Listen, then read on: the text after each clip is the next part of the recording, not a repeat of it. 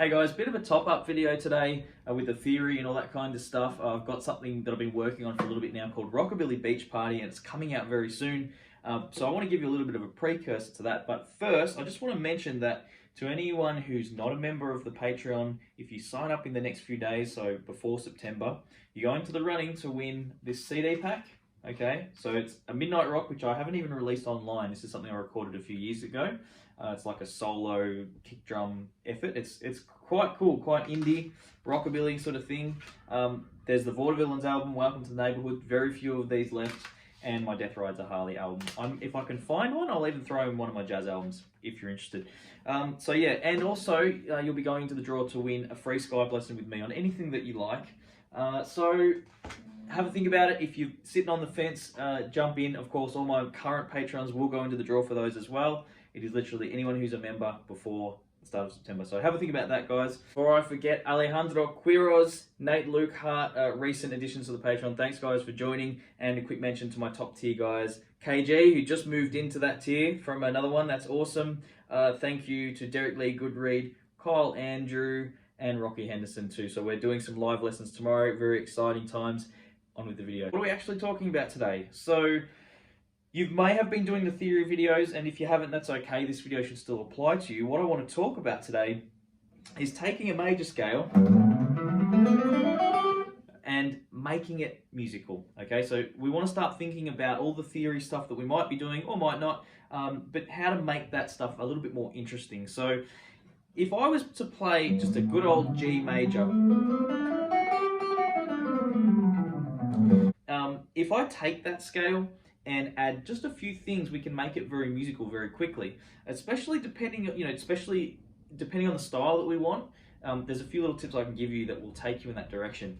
If you wanted to get into that sort of rockabilly sound, play through that scale and even just sliding into your third note. Okay. So sliding into notes, I mean particularly the third note, but you can start doing that with any note.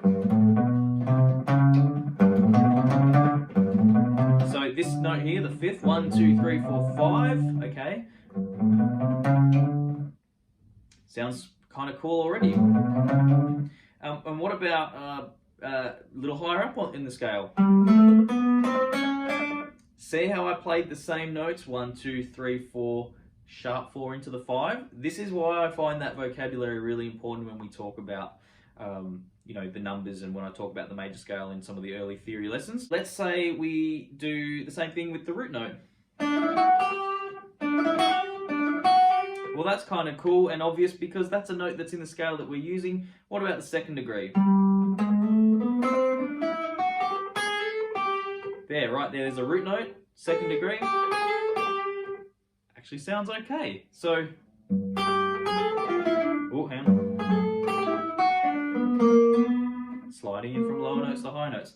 It's just a really small little tip there, but it's going to be a little bit more interesting than just using major scales. I don't have my loop pedal set. Actually, I've got my Strymon timeline plugged in. I'll chuck the loop on there and we can demonstrate a little bit. Okay, so what I'm going to do, I'm going to take two chords straight from the G major chord scale. Again, there's material on that on the Patreon, so check it out. I'm going to play G and I'm going to play E minor, okay, straight from the G major chord scale. Nothing unusual about that. I happen to like those two chords together. Let's have a listen. So we're going. Okay, there we go. There's our loop.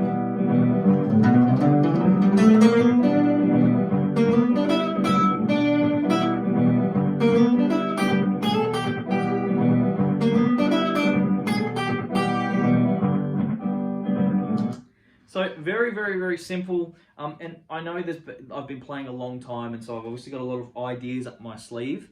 But that's something that you can at least work on now instead of for your first time jamming, just playing up and down the scale. That gives you the permission to go out and do something a little bit different right there. Okay. I'm just noticing on the back of my phone, because I can see the camera, it's all busted. I don't even know when that happened. Talk about another thing that we can do. How about bending? How can we utilize bending at this stage of the game, especially if you're just getting used to using major scales? My advice with that is twofold. Try bending from notes that aren't in the scale into notes that are in the scale.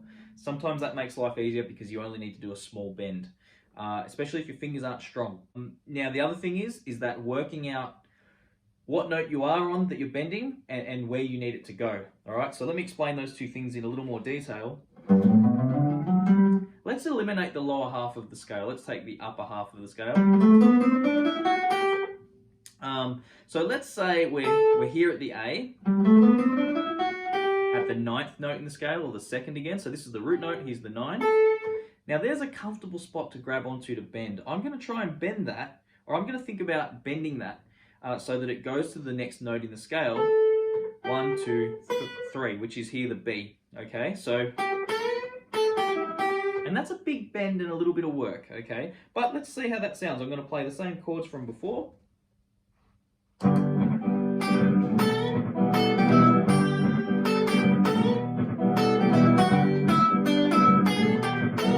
now I'm using the slide and the bend.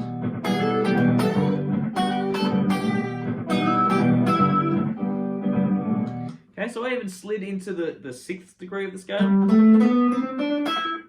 Slid in. Okay, and another, I've got another tip, but we'll hang on to it for a second.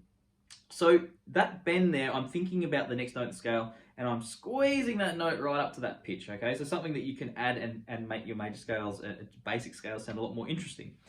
If what I mentioned in regards to bending from a note in between into a note, it's a little bit easier because it generally means you'll only have to bend a semitone or a half step, which is only 1 fret on the guitar. So if I bend from this note, yeah, it's like, oh, that's out of key, but check it out. It's in tune. Slide, slide again, bend.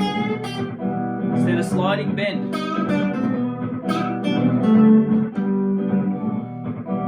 Okay, so very quickly that boring major scale starts to sound cool.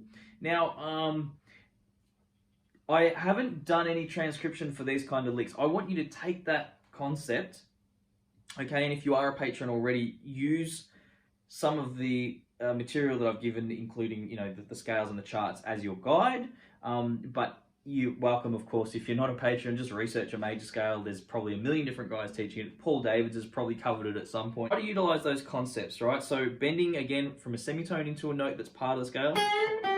And you can do this with any scale at all, doesn't really matter. The other thing that I stumbled on before that I wanted to mention, you've probably been practicing scales straight across in a linear fashion, just like that. Especially coming backwards, it's really great to sort of roll straight across and skip notes, like,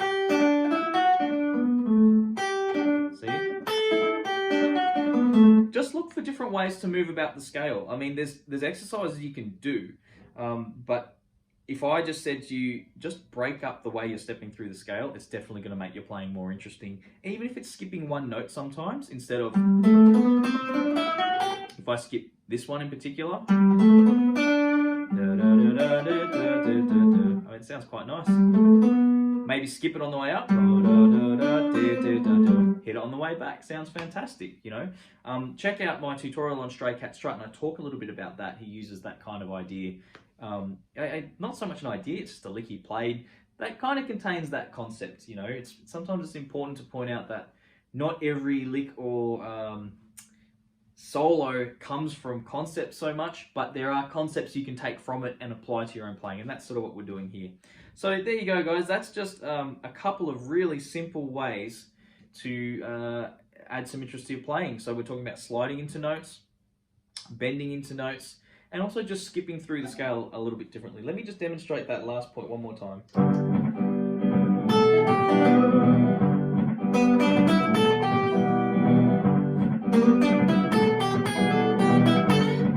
So now I'll roll everything together.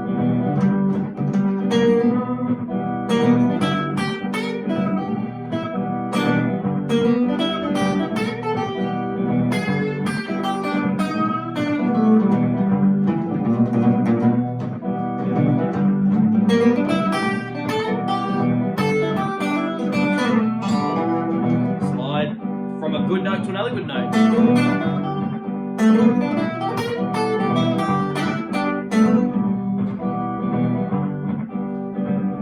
I could keep doing that all day. It's really good fun. I should have mentioned before, slide from a good note to another good note, just like bending from a good note to another good note. I just wanted to keep it simple, short, an opportunity to mention the Patreon and the little giveaway as well, one last time before September. Yeah, so guys, keep an eye out. Rockabilly Beach Party, I'm going to do a YouTube tutorial on that. That'll be free to YouTube anyway. Obviously the transcription will be on Patreon, but yeah, I wanted to kind of give you a heads up because it's the kind of concepts I'm going to be using in that, but I wanted to give you a little head start and yeah, just keep you all moving forward if you've been practicing the scales and stuff. Guys, thanks for watching. Hope you've enjoyed, and I'll see you all in the next video.